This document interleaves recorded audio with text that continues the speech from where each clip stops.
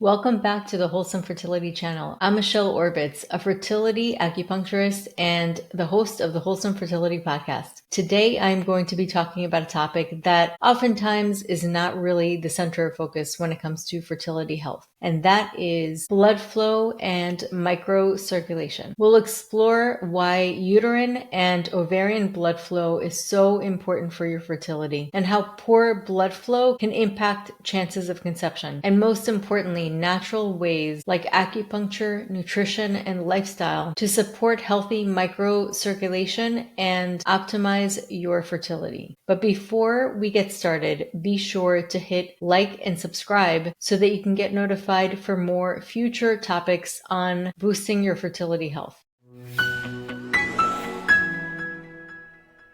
So here's why blood flow matters. Not only is blood flow important for your whole body, it brings in oxygen, and Chinese medicine really sees blood as a carrier of nutrients as well. And it's able to feed all the different parts of our bodies so that our organs and cells are able to function optimally. But specifically, the uterus and the ovaries rely on a rich blood supply to deliver oxygen and nutrients. Adequate blood flow ensures a thick and healthy endometrium, which is the lining of the uterus, and this is essential for implantation. And ovarian nourishment supports follicle development and egg quality. It also supports whatever lifestyle choices you're making. So if you're eating better foods or if you're taking certain supplements that are helping with egg quality, that blood flow is going to ensure that all those nutrients are being carried and can actually impact the ovaries and egg quality.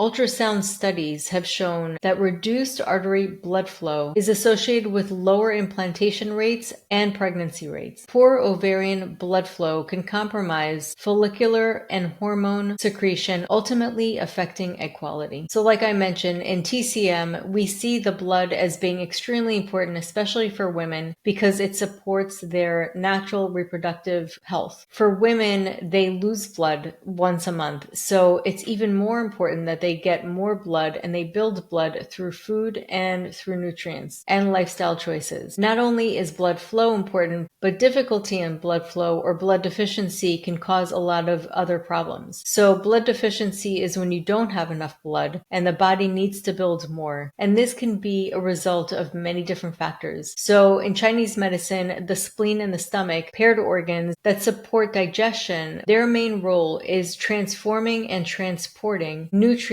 from the food into blood. So if your spleen and stomach are weak, it's going to impact how you're able to produce blood. Another thing we can look at is blood flow or lack thereof can cause something called blood stasis. In TCM, blood stasis eventually, if it's around for too long, can cause buildup. And so a lot of times blood stasis can impact conditions like endometriosis or possibly uterine fibroids or tumors, because when something gets stagnant for too long, it starts to harden. So ideally, you would have really beautiful blood flow, you would have enough blood to go through, and then also you'd be supporting a woman's cycle because every month she bleeds. So you'd be supporting the process of her building more blood so that her body is able to support the next monthly cycle. So in TCM, we talk about something called liver qi stagnation, and this is actually something that is kind of similar to blood stagnation, except it's the first stage of that stagnation. So first the qi, which is the life force vitality, gets stagnated, and this can happen from a lot of chronic stress. So too much stress can constrict the body, and this is called liver qi stagnation. This is a very, very common pattern that we see, and we're really living at a time that it is a very collective type of pattern, and we see this very often. And it really does respond to emotions. It responds to stress. And it's very logical if you think about it, because whenever you feel stressed, you become more constricted, you become more tight, and you can literally feel it. And one of the things that we can feel with liver qi stagnation is really the tension that we hold above in our shoulders, literally feeling like we're carrying the weight of the world on our shoulders. And what happens is eventually, if chi stagnation, which is really your life force vitality, which is kind of like more on the energetic aspect of the body. If that gets stagnated for too long, it could turn into blood stasis. Now, it also will constrict not only the muscles here, but the muscles in our veins, because the vessels themselves are a type of muscle. And that can cause more constriction in the blood circulation in the body. So all of that constriction over time, especially if it's chronic, can impact blood flow overall. Another reason why some people might not have adequate blood flow is from not eating enough nutrients, like I mentioned before. So not really eating enough and not having a good variety in your diet to support the blood production. And when people don't exercise enough or move enough, they're not really getting that circulation physically, mechanically that their body needs. So this can reduce circulation, but can also reduce lymphatic flow, which is really the fluids that we have in our lymphatic system. So unlike our blood vessels that have our heart moving the blood, it's a little more difficult with the lymphatics, and this is why it relies on us really moving in order for it to circulate. Another thing to consider is inflammation or oxidative stress, and this can cause damage in the endothelial cells which are lining the blood vessels. Smoking, alcohol, or excess caffeine narrow blood vessels and can reduce microvascular efficiency. And then having too much cold in the womb or too much cold in the system can congeal blood. So if you think about it, a lot of this stuff actually makes logical sense. What happens when something's too cold, or if fluid gets too cold, it starts to congeal, it doesn't move as fast. So having too much cold can really cause it to stagnate. And then on the other hand, you don't want too much heat because then it kind of like evaporates. It needs to have an environment that is just right. And this is why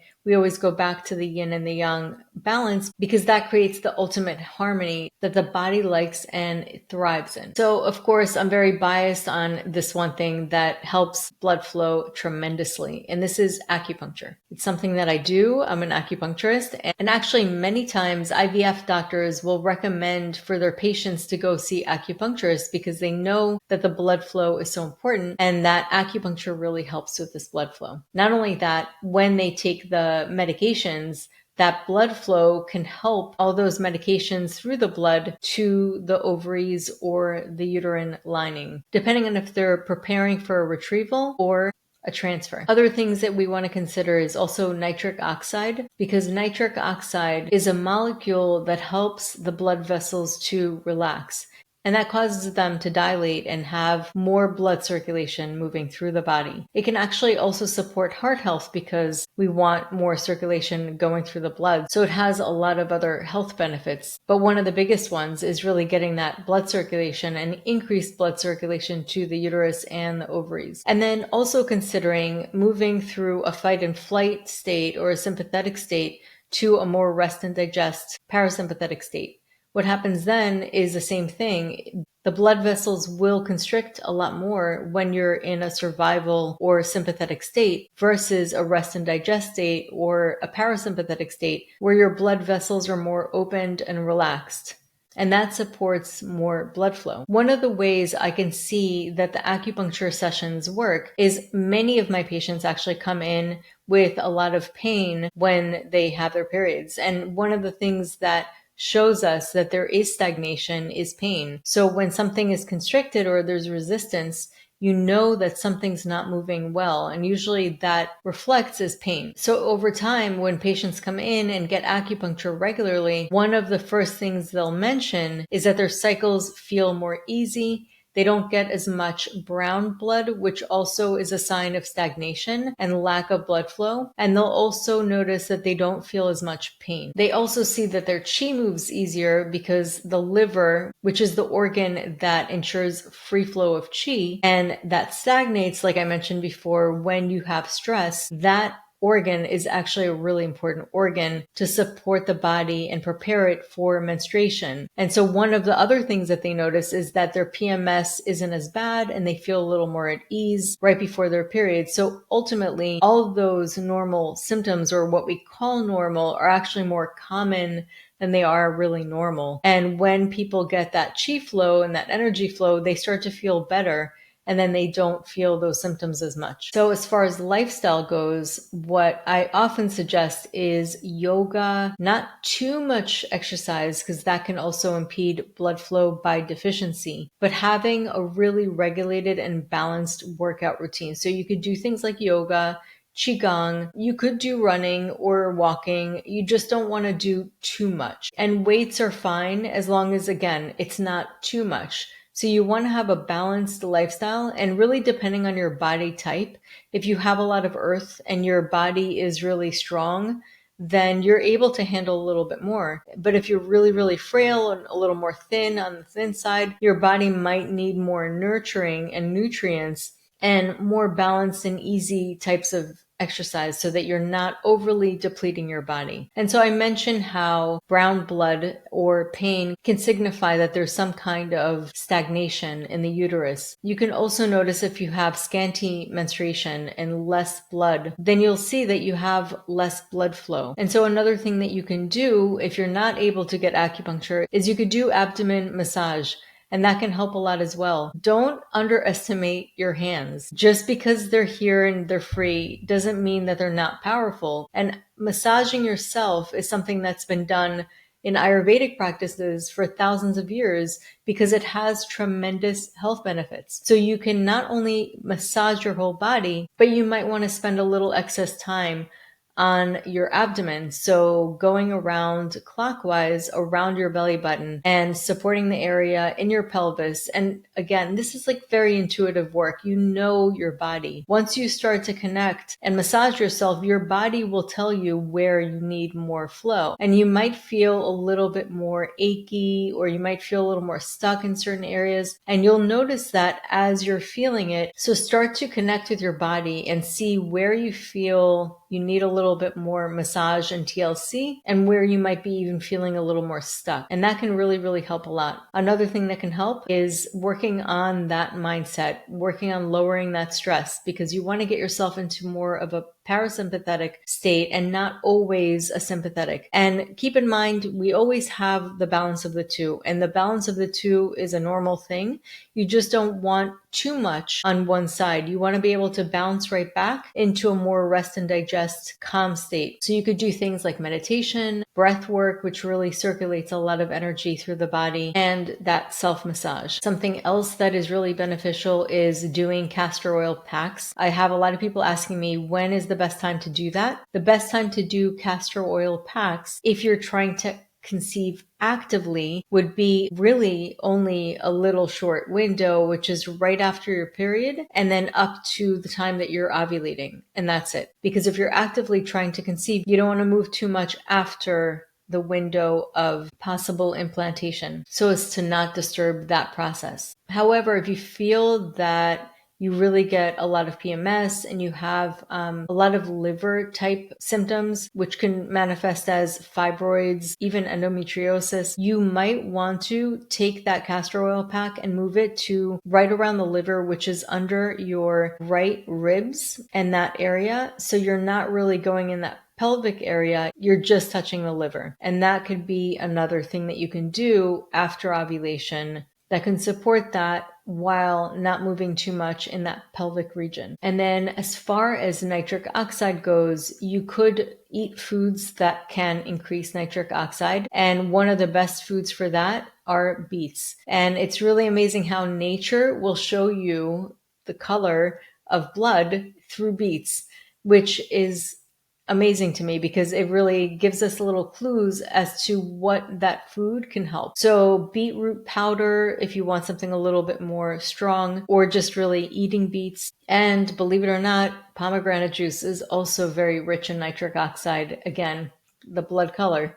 That's a clear giveaway. And then you also want to focus on omega-3s, which lower inflammation and improves endothelial health. Another thing to combat oxidative stress is go high on the antioxidants like berries and dark raw chocolate, which is also really high in magnesium. And then lastly, like I mentioned before, too much cold in the system is not great when it comes to blood circulation. So you want warm, nourishing foods. So bone broth, maybe some herbal teas with ginger, cinnamon, And also cook your vegetables so you're not having too much raw, which is also something that has a lot of cold nature. And avoid ice cream or iced liquids as well. So if you really love your smoothies, that's fine. I always say 20-80 and 80% cooked vegetables, 20% raw. If you are going to have smoothies, make sure it's not too icy. Or if you're using some frozen vegetables or fruits, just let it sit out for a little bit before drinking it. And some supplements that have been shown to help with blood flow, although I always suggest talk to your doctor first before starting any supplements because it really depends on you and what you need.